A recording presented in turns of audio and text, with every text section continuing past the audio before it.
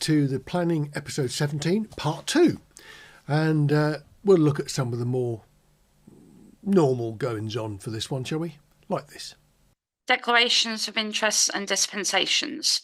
230A, to receive declarations of disclosable, pecuniary, other registrable and non-registrable interests from councillors on items on the agenda. Has anyone, Wendy? Yes, the retrospective planning application for Warren Road. I know the people in Warren Road. I know this person, so I'm going to take myself out. I'm not going to participate in the debate or the vote.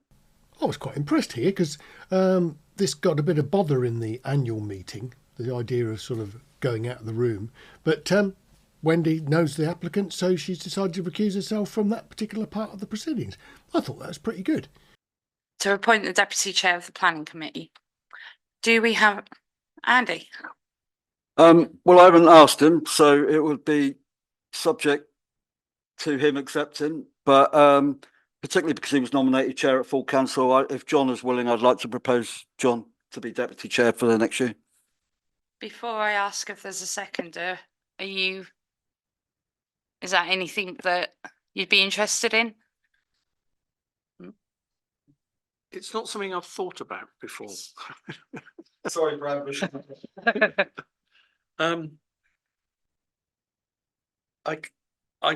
I've got no objection, but equally I bring very little to the party. So is that a yes? Yes, I know. I am going to get to you, Wendy. Right. I've been on this planning committee since I became a councillor in 2021, and I know a lot about planning. I know an awful lot about planning. Really? I think the evidence so far might suggest that maybe not quite enough.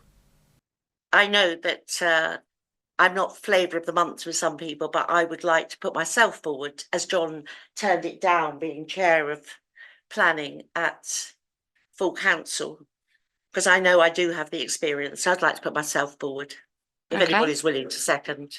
Okay. Firstly, do we have a seconder for Councillor Murray? Bernie? No, we need to see if there's a seconder for, yeah. Is there a seconder for Councillor Brooks? Okay. Sorry, Wendy. No, I tell you what, Councillor Jones, it was absolutely what I expected. And I came in here expecting it.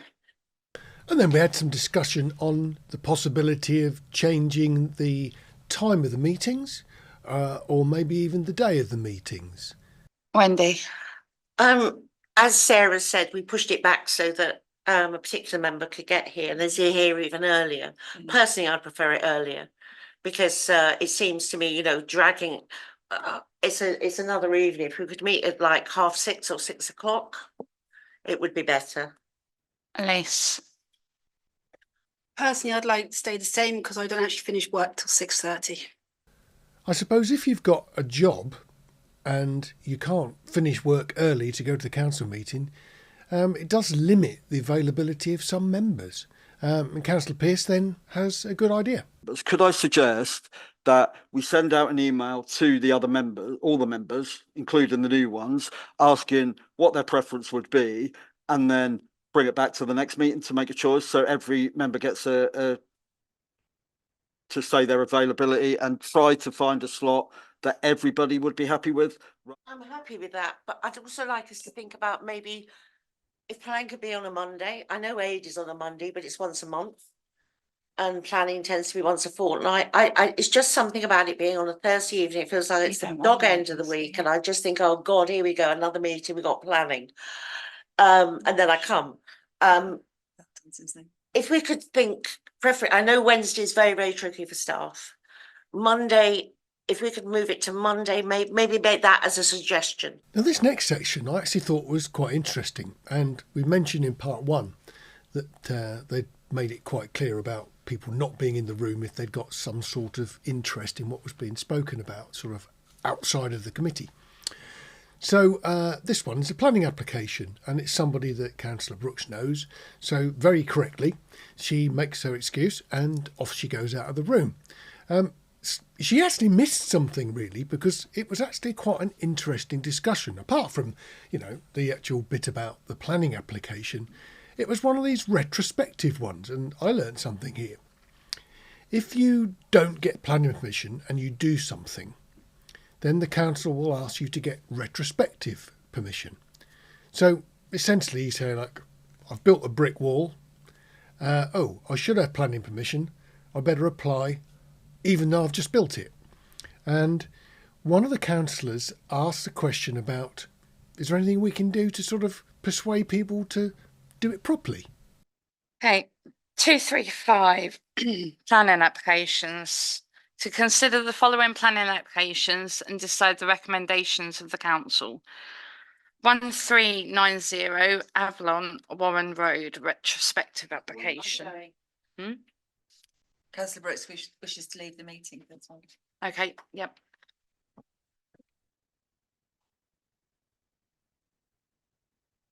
Elise. Well, I was going to propose approval because they've already done the work and it doesn't actually look too bad. Andy. Oh, same way, so I second. Vote. So everyone. Wendy. Councillor Murray wishes to speak. Could I And, just ask- John, sorry. Could I just ask a question about it? In that, It's made a resolution. is there any disincentive if approved as tonight seems to be doing, and I don't disagree with that, but is there any disincentive that's available to people doing this regularly? Because this all looks good, but people should follow the rules. Yeah. So We've had that discussion. We've had that discussion before, and apparently there is no legal or regulatory mechanism to penalise retrospective applications. For example, by charging a higher application fee for a retrospective application. Apparently there is no way, is there, Sarah, that they can actually be penalised under the planning system? No, the penalty is to have to achieve the planning permission that they should have sought in the first place. And if by chance it gets refused, and there has been cases when people do have to then demolish the work they've done. Yeah. But remember, the National Planning Policy Framework is for development. Yeah. It's pro-development, so yeah. So it's unusual that you find there was a massive brick wall on the A140 that had to come down a few years ago. A massive brick wall that someone put around the house that was came down. I don't know of any more locally, but sometimes they do get followed through. It's a gamble, always a gamble if you don't follow due process. thank you. Could you retrieve Councillor Brooks, please?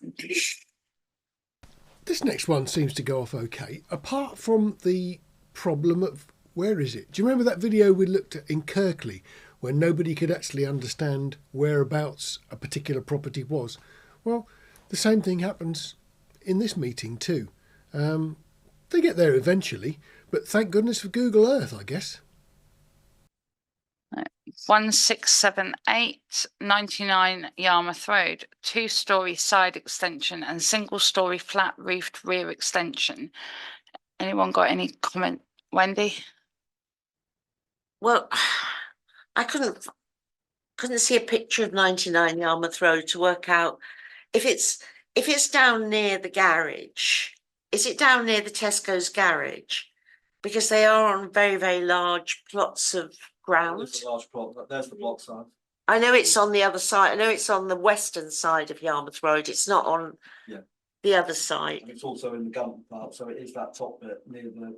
So it's near the Tesco, not the Tesco garage, near the other garage. So near Foxborough and those places. Is that where it's near? It's that far up. Or is that the green? I think Where is it?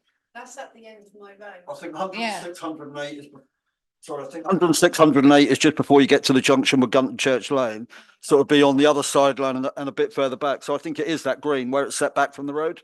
Oh, right. Okay. So it's one of those relatively new houses near Harris Avenue. I think so. I wouldn't want to be quoted on. I think that's where 99 is. I mean, you could Google 99 No, Yarmouth that- Road. Yeah, I was thinking it'd be further, okay, so. To our Andy? mind, no. Well, based on the block plan I looked earlier and the development relative to the size of the plot, I would recommend approval. Wendy? Second.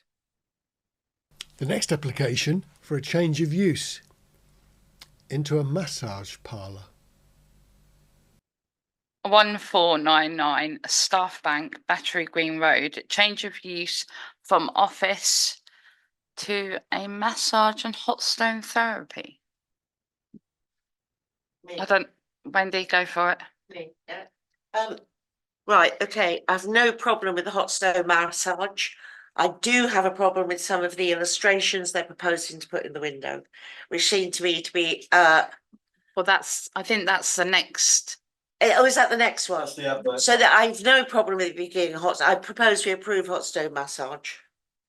Andy? I'll second the note I've got, which I think would be captured by conditions anyway. But the note I put is note this would be bringing a currently vacant unit into use.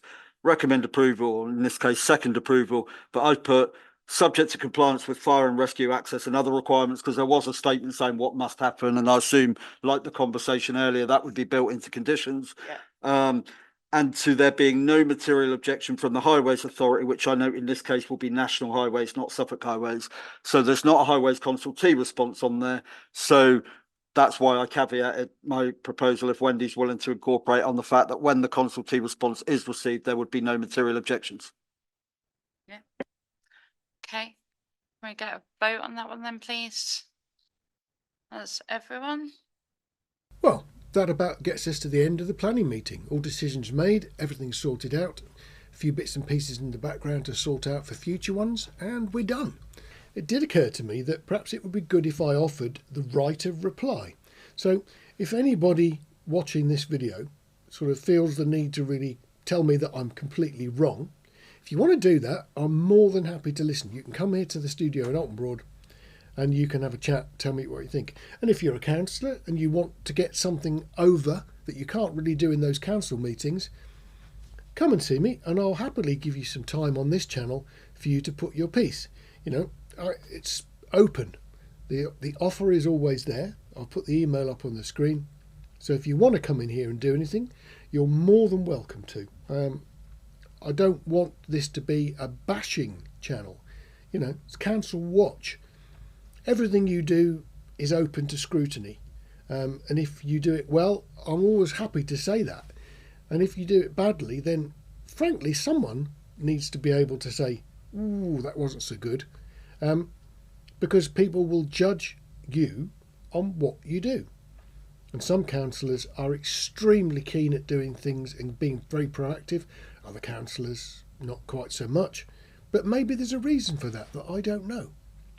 If you want to come and talk to me, I'm here. Anyway, see you on the next video. Take care. Look after yourselves.